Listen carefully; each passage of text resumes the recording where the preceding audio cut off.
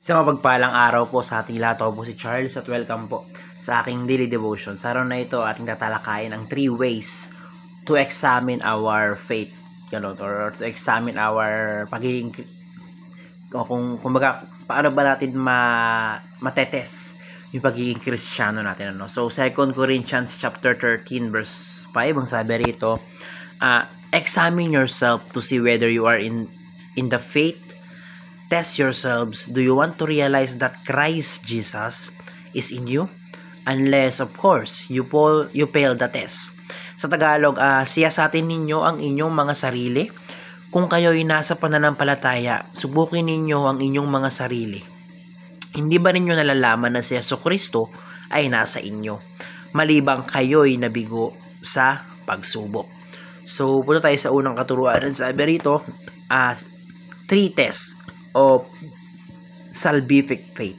So, kumbaga, ito yung 3 test kung paano natin malalaman na kung tayo ba ay ligtas na. So, unang-una sabi rito, a new Lord, obedience to Christ. So, kung ikaw ay sumusunod sa Panginoon, or kung ang Lord mo ay si Jesucristo, at sinusunod mo at meron kang obedient sa Panginoon, masasabi mo na ligtas ka na.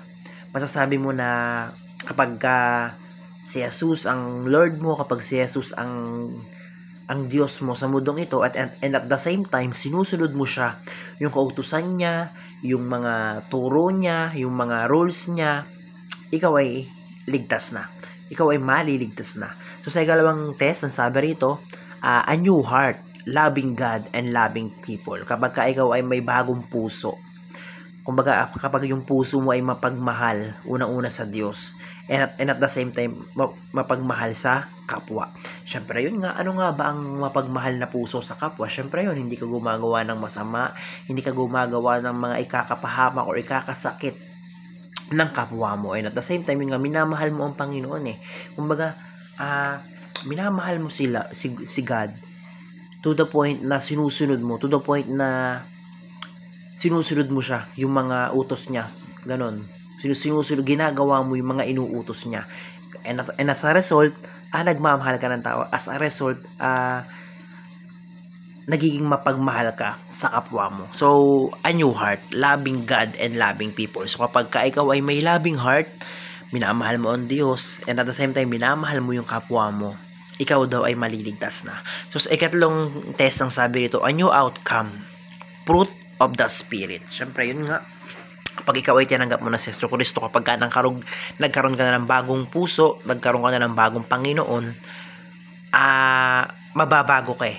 Mawawala yung dating ikaw eh. Kumbaga, new outcome. Kumbaga, yung dating ikaw na makasalanan, yung dating ikaw na pasaway, dahil sinunod mo na si Lord, dahil nagkaroon ka na ng bagong puso, naging prutas ka na. Kumbaga, ikaw na yung naging bunga ng Espiritu Santo. Ikaw na yung naging bunga ng Diyos. Sumusunod ka sa Diyos and minamahal mo yung kapwa mo. So, masasabi mo, naligtas ka na kapag ikaw ay bagong anyo na. Kapag hindi na ikaw yung dating makasalanan. Kapag hindi na ikaw yung dating ikaw na pasaway, na kung ano-anong ginagawang kalokohan, ganon. So, yun nga, a new Lord. Unang-una, pangalawa, a new heart. And pangatlo, a new outcome. So, punta tayo sa application para ba natin ito may a-apply sa ating mga buhay. Sabi rito, examine yourself whether you are truly in the faith. So, ayun, examine or i-judge mo yung sarili mo na totoo bang naniniwala ako kay Kristo? Totoo bang sumasampalataya ako kay Kristo? Kasi madaling sabihin na naniniwala ako sa Diyos. Madaling sabihin na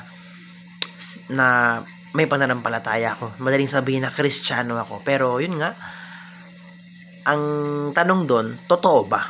Totoo ba naniniwala ka? So yun nga, madaling sabihin eh. Pero dapat nagre-reflect sa'yo. Nagre-reflect sa mga ginagawa mo, sa attitude mo, sa pag-iisip mo. So, yun, examine mo yung sarili mo. Totoo nga ba? Totoo nga ba na naniniwala ka or nananampalataya kay Jesucristo?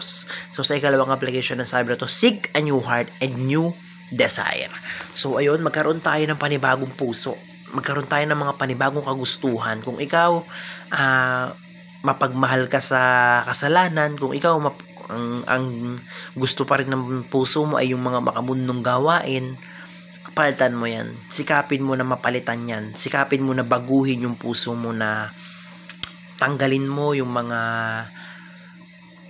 makamundong bagay, tanggalin mo yung mga kasalanan, ganon, yung mga, kumbaga yung kasalanan ng mundo, yung pagnanasa, kainggitan, ganon. So, kumbaga, magkaroon ka, sikapin mo na magkaroon ng bagong puso, sikapin mo na magkaroon ng bagong ikaw. So, sa ikatlong application, ang sabi rito, produce the fruit of the Spirit by walking with Him.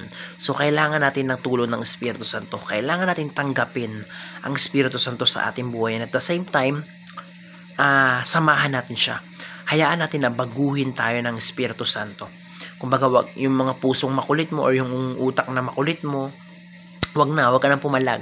Hayaan mo na baguhin ka. Hayaan mo na kumilos ang Espiritu Santo sa buhay mo. So, yun lamang ang napakaraming natutunan sa araw na ito. Glory to God.